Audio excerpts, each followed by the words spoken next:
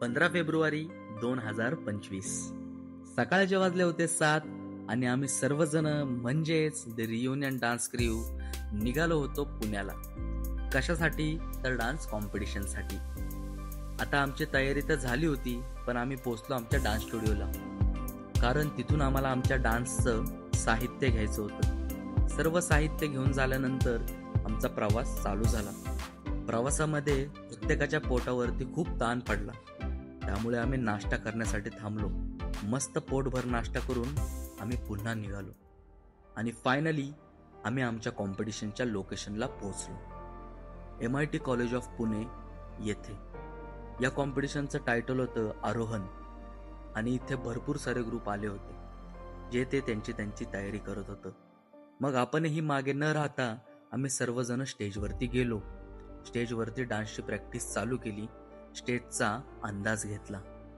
Stage किती मोठा आहे, आपल्याला कसा वापरायचा आहे, हे सर्व आम्ही ध्यानात घेतलं. ते झाल्यानंतर आम्ही पोचलो रेस्टरूमला जाऊन आम्ही जरा वेळ आराम केला आणि आपल्या प्रॉपर्टीज म्हणजे साहित्याचा लाईनअप लावून घेतला. त्यानंतर आम्ही आमच्या मेकअपला सुरुवात केली. आणि आमचा मेकअप म्हणजे काय, तर आमच्या कपाळावरचा टिळा. आमचा मेकअप झाल्यानंतर आम्ही वॉर्मअपला सुरुवात केली. त्यानंतर आम्ही आमच्या डान्सची मार्किंग केली. आमचा डान्स जवळ आला होता. प्रत्येक ग्रुप आपापला 100% देत होता, त्यामुळे आपल्याला काय करायचंय याची चर्चा आम्ही सुरुवात केली. एकमेकांसोबत बोलत असताना आपण काय करणार आहोत, आपल्याला ते कसं करायचंय ही चर्चा आम्ही केली. आणि आजचा आमचा विषय होता मुरारबाजी देशपांडे यांच्यावरती. छत्रपती शिवाजी महाराज आणि त्यांचे शिलेदार यांच्यासाठी जेव्हा आम्ही डान्स करतो तेव्हा आम्ही खूप भावुक होतो, कारण तेव्हा आम्ही फक्त डान्सच नसतो करत, तर आम्ही ती घटना सातत्यात जगत असतो.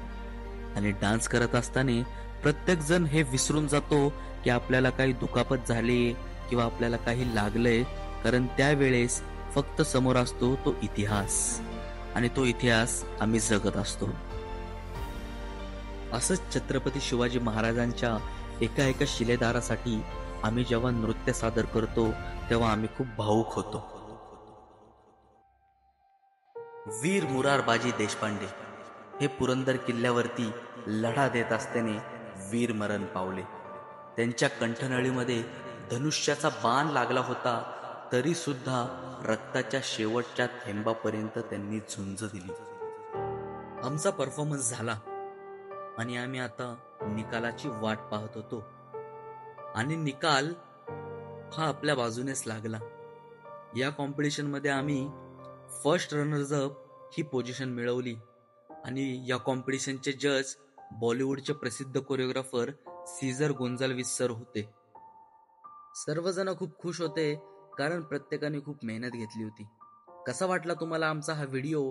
तुमचं प्रेम आणि आशीर्वाद असंच आमच्या पाठीशी राहू द्या. जय जिजाऊ, जय शिवराय.